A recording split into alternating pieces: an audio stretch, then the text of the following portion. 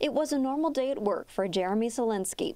He was part of a crew doing a store remodel in Kirksville, removing a large mirror out of a dressing room when his luck turned bad. I didn't actually see my arm. I just reached down and covered it, and I just saw a bunch of blood everywhere. The mirror broke, slicing deeply into his forearm. The injury was full thickness through almost all of the muscle layers of the forearm on the palm side, and that's where the arteries for the hand run through. 2 arteries go into the hand, and it lacerated the one on the thumb side of the forearm. Selensky acted quickly, having a coworker call 911. It was pretty scary, honestly.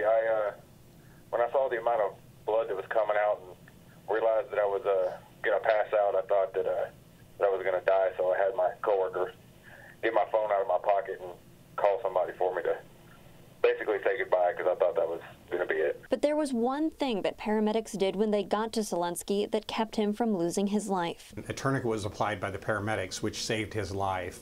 When he arrived here, he had adequate blood pressure. The bleeding was controlled. Selensky arrived at Northeast Regional Medical Center in critical care. We took him to surgery. We were able to control the bleeding with applying some suture to the blood vessel. Fortunately, the arm has 2 major arteries. The other one was providing flow past where the injury was, and we were able to make the repair on the arm, save the arm, and also save his life. The last thing I remember before surgery was them getting my consent to amputate if they needed to. And so I was pretty sure that I was going to wake up with just one arm. So I was pretty excited when I woke up and it was still there. There's been a major shift in the medical community's approach to how to best use tourniquets, and now they want everyone to know how life-saving they are. The American College of Surgeons has started an initiative to teach everybody how to put a tourniquet on and how to stop bleeding. The concern for years about tourniquets was that it was going to cut off blood flow to the extremity and they would lose the leg or lose the arm.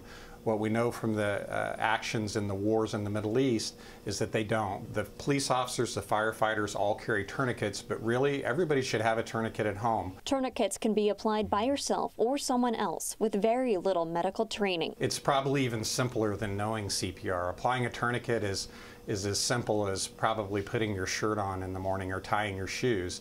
It's a Velcro device. You open the Velcro quickly. It's made to slide on. It's big enough to slide on an arm or a leg. It has the stick that once you wrap it around tightly around the extremity, you just turn the stick until you can't turn it anymore, lock it in place, write the time on it, and if the bleeding stopped, you've done a good job. If not, it has to be tighter.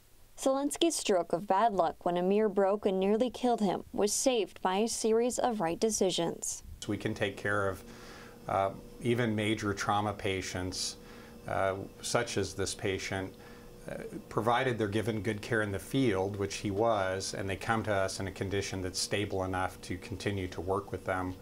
In rural areas, trauma patients tend to do worse because they have longer transport times.